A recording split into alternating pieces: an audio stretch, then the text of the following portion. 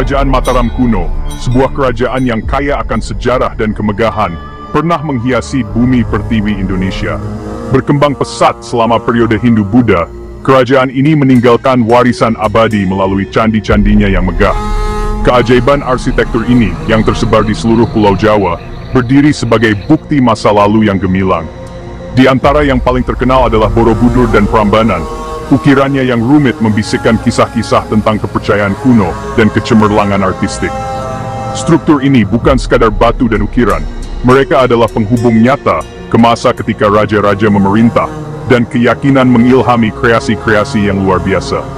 Mereka menawarkan gambaran sekilas tentang jiwa peradaban yang menghargai seni, spiritualitas, dan pengejaran pengetahuan. Pengaruh kerajaan Mataram kuno melampaui candi-candinya yang megah. Keputusan para penguasanya membentuk lanskap politik dan budaya di wilayah tersebut. Gema pemerintahan mereka dapat ditemukan dalam adat istiadat, kepercayaan, dan tradisi yang terus berkembang di Indonesia hingga saat ini. Bergabunglah dengan kami saat kita memulai perjalanan yang menawan menembus waktu, menjelajahi kebangkitan dan kejatuhan kerajaan Mataram kuno. Kita akan mempelajari kehidupan para penguasanya, tantangan yang mereka hadapi, dan kemenangan yang mereka rayakan. Melalui kisah-kisah mereka, kita akan mendapatkan pemahaman yang lebih dalam tentang periode penting dalam sejarah Indonesia ini. Kisah kerajaan Mataram kuno dimulai dengan seorang penguasa bernama Rakai Mataram Sang Ratu Sanjaya. Namanya bergema sepanjang masa, selamanya terkait dengan berdirinya kerajaan yang kuat ini. Prasasti Canggal yang ditemukan di lereng Gunung Wukir di Magelang, Jawa Tengah, memberikan wawasan berharga tentang pemerintahan Sanjaya. Prasasti kuno ini memberitahu kita bahwa Raja Sanjaya mendirikan kerajaan Mataram kuno pada tahun 732. Peristiwa penting ini ditandai dengan pendirian lingga, simbol suci yang melambangkan Dewa Hindu Siwa, di atas bukit. Ibu kota kerajaan, Medang, menjadi pusat kekuasaan Sanjaya yang semakin besar. Naiknya Sanjaya ke tahta bukannya tanpa konflik. Ia naik ke tampuk kekuasaan setelah jatuhnya Raja Sana dari kerajaan Galuh yang tewas dalam pertempuran. Kemenangan ini meletakkan dasar bagi kerajaan Mataram kuno dan menandai dimulainya pemerintahan Sanjaya. Kerajaan Mataram kuno ditandai dengan interaksi yang menarik dari keyakinan agama. Sementara Raja Sanjaya adalah seorang penganut Hindu yang taat, khususnya sekte Shaivisme, putranya, Rakai Panangkaran, memeluk agama Buddha. Perbedaan keyakinan ini menyebabkan munculnya dua cabang yang berbeda dalam dinasti yang berkuasa. Satu cabang tetap setia pada Hinduisme, sementara yang lain berpihak pada Buddhisme. Keragaman agama dalam keluarga penguasa ini memiliki dampak yang besar pada lanskap budaya dan spiritual kerajaan. Candi-candi yang didedikasikan untuk Siwa dan Buddha dibangun, menunjukkan toleransi kerajaan dan koeksistensi yang harmonis dari berbagai agama.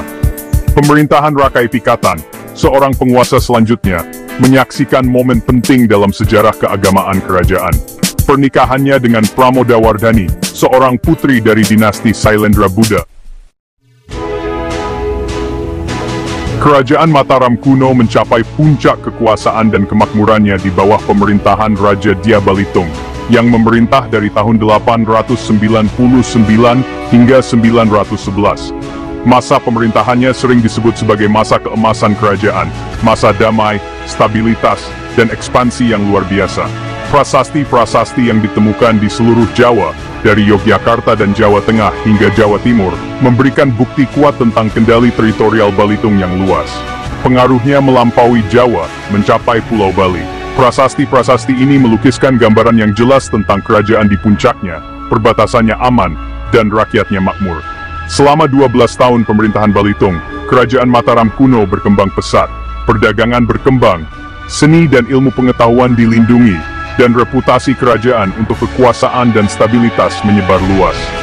Warisan Balitung sebagai penguasa yang bijaksana dan adil, memperkuat posisinya sebagai salah satu tokoh kerajaan yang paling dihormati. Pemerintahan Empu Sindok menandai titik balik dalam sejarah kerajaan Mataram kuno. Pada tahun 929, ia mengambil keputusan penting untuk memindahkan ibu kota kerajaan dari Jawa Tengah ke Jawa Timur. Relokasi ini kemungkinan besar dipicu oleh letusan besar Gunung Merapi. sebuah pengingat yang kuat tentang kemampuan alam untuk membentuk kembali peradaban. Keputusan Empu Sindok memiliki konsekuensi yang luas bagi kerajaan. Itu menggeser pusat kekuasaan ke timur, yang menyebabkan kemunduran ibu kota lama dan munculnya pusat-pusat kota baru di Jawa Timur. Perpindahan ini juga membawa kerajaan ke dalam kontak yang lebih dekat dengan rute perdagangan maritim yang melintasi kepulauan Indonesia. Alasan dibalik keputusan Empu Sindok untuk memindahkan ibu kota masih diperdebatkan oleh para sejarawan hingga saat ini. Beberapa orang berpendapat bahwa itu adalah langkah strategis untuk menghindari letusan gunung berapi lebih lanjut. Sementara yang lain percaya bahwa itu dimotivasi oleh keinginan untuk memanfaatkan perdagangan rempah-rempah yang menguntungkan di timur. Terlepas dari alasannya, keputusan ini memiliki dampak yang besar pada jalannya sejarah kerajaan Mataram kuno. Kerajaan Mataram kuno, yang dulunya merupakan mercusuar kekuatan dan kemakmuran, akhirnya menyerah pada perjalanan waktu yang tak henti-hentinya. Kemunduran kerajaan itu terjadi secara bertahap, ditandai oleh perselisihan internal dan tekanan eksternal yang secara bertahap mengikis kekuatannya.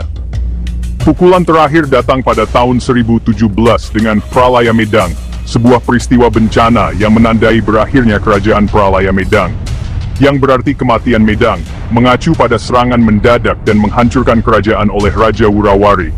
Invasi ini membuat kerajaan lengah, dan banyak pemimpinnya, termasuk Raja Dharmawangsa Teguh, tewas dalam serangan gencar tersebut. Kerajaan yang dilemahkan oleh perpecahan internal dan tidak mampu menahan keganasan serangan itu, runtuh. Pralaya Medang menandai berakhirnya sebuah era kerajaan Mataram kuno, yang dulunya merupakan kekuatan dominan di Jawa. Sudah tidak ada lagi. Kejatuhannya menjadi pengingat yang pedih, bahwa kerajaan yang paling perkasa pun tidak kebal terhadap perubahan nasib. Meskipun kerajaan Mataram kuno akhirnya menemui ajalnya, warisannya tetap hidup melalui banyaknya candi, prasasti, dan artefak budaya yang ditinggalkannya. Bukti abadi kemegahan kerajaan ini memberikan wawasan yang tak ternilai tentang sejarah, kepercayaan, dan pencapaian artistiknya. Candi Borobudur, Prambanan, Sewu, Kalasan, dan Plaosan berdiri sebagai simbol abadi kehebatan arsitektur dan kedalaman spiritual kerajaan. Struktur-struktur megah ini, yang dihiasi dengan ukiran-ukiran rumit dan menara-menara yang menjulang tinggi, terus menginspirasi kekaguman dan keheranan bagi semua orang yang melihatnya. Mereka berfungsi sebagai tempat ziarah bagi umat Buddha dan Hindu, serta tujuan wisata yang populer. Di luar signifikansi religius mereka, candi-candi ini memberikan jendela ke dalam kehidupan sehari-hari, kepercayaan, dan kepekaan artistik masyarakat kerajaan Mataram kuno. Ukiran yang menghiasi candi-candi ini menggambarkan adegan-adegan dari epos Hindu, kitab suci Buddha, dan kehidupan sehari-hari, menawarkan gambaran sekilas tentang masa lampau,